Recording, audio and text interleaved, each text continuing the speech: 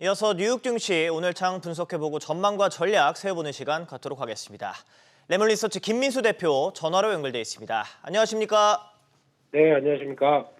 뉴욕 증시가 중동발 지정학적 긴장에도 국채 금리가 하락하면서 일제히 상승 마감했습니다. 3거래일 연속 오름세를 보이고 있는데 어떻게 보셨습니까? 네, 미국 증시는 여러 가지 불확실성에도 불구하고 힘을 내는 모습들로 지금 보여주고 있는 상황들인데, 특히 매크로 지표들의 불안감들이 약간 완화되기 시작하는 모습들이 나타나기 시작하고요. 달러화도 0.3% 하락한 105.5대로 인덱스 흐름들을 보여주고 있고, 10년물 국채금리 0.3% 상승이지만 4.65대, 지난 4.8 대비해서는 상당히 좀 안정화된 모습들이고, 유가도 WTI 기준으로 0.5% 하락해서 85.9달러, 즉 어제 전쟁에 대한 우려감들이 컸음에도 불구하고 다시 빠르게 안정을 받는다라는 사실들로 인해서 아마 미국 증시에 대한 힘을 좀 발휘했던 게 아닌가 생각이 들고 있습니다.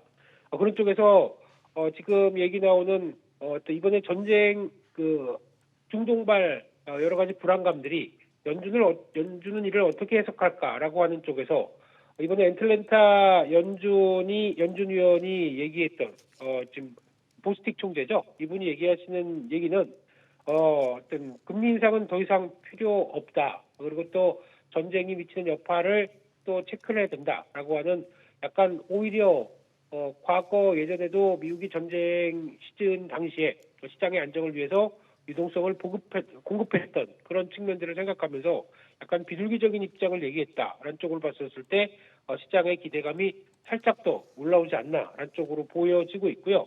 그와 함께 또 CME 패드와치 쪽에서 봤을 때는 11월 달 금리 동결 가능성이 86%까지 올라와 있다라는 사실들도 아무래도 시장에서는 조금 더 눈길을 끌었다라는 쪽으로 바라보는 것 같고요. 그런 쪽에서 봤었을 때 전반적으로 에너지 관련된 종목 섹터 외에 나머지 10개 업종들이 일제히 상승하는 흐름들이었고, 그 밖에 최근에 낙폭이 좀 컸었던 펩시코 같은 경우 그래도 실적 괜찮다, 가이던스 올렸다라는 쪽에서 주가의 상승 턴이 좀 강했던 모습들이고, 특히 어제와는 좀 반대로 강했던 섹터들이 전쟁 관련된 쪽에 대한 불확실성을 안고 있던 종목들은 약해졌고, 오히려 항공주 같이 어떤 단기 피해 때문에 우려감 컸던 종목들은 오늘 반등하면서 섹터 또한 빠르게 변화들이 좀 컸었다, 이렇게 보여지고 있습니다. 네, 전에 짚어주신 대로 중동발 리스크가 연준의 통화정책 향방에도 새로운 변수가 되고 있습니다. 연준 인사들 역시 비둘기파적인 발언을 내놓고 있는데 연준 어떻게 결정할까요, 앞으로?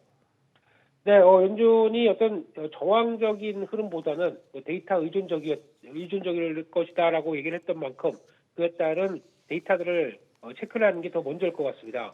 물론 과거에 9.11 테러라든가 직접적인 미국의 타격들로 인해서 충격들이 올 것이다라고 하게 되면 당연히 연준이 나섰긴 했습니다만 그 외의 외부적인 충격으로 인해서 연준이 움직일 것이다라는 쪽은 좀 너무 앞서가는 생각이 아닌가 생각 들고 있는데요. 그런 쪽으로 봤었을 때 이번에 가장 또 중요한 거는 생산자, 소비자 물가지수 관련된 쪽에서 특히 12일 날 발표될 CPI로 봐야 될 것 같습니다. 그래서 9월 CPI가 어떤 쪽으로 나오느냐라는 쪽인데 다시 세 달 만에 하락세로 전환될 걸로 보여지고 있고, 보통 CPI, 헤드라인 CPI 같은 경우는 3.7에서 3.6대로 낮아질 걸로 예상하고 있고요.